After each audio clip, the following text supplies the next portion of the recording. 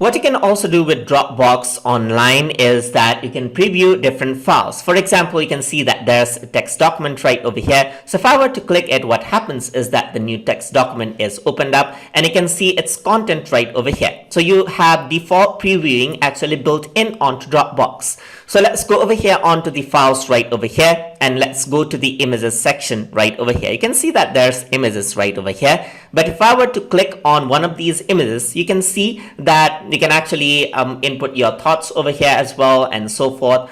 And you can add in comments as well. You can this is actually useful when you're sharing with others. But besides that, you can zoom in, zoom out. You can even make it full screen, as you can see, and works like a gallery. So you can actually navigate around right over here, as you can see, and access different images just like that. So you can also go over here, go to the top and get out of the full screen. And this is a handy feature that you have. So you do not have to download many of the files if you just want to access that out right over here. So let's go back over here and let's go back onto the top right over here. So let's go back to Dropbox right over here. That's how you navigate around. And here you can also see an Excel file. So you can do the same with that. You can open up Excel and you can access the data right over here, as you can see. So this is something that you can do that with Dropbox. You can preview out different sheets. You also get sheets right over here. You can make it full screen, you can print it out and so forth and access files. You can do this with PDF and many other file formats right over there, and they are directly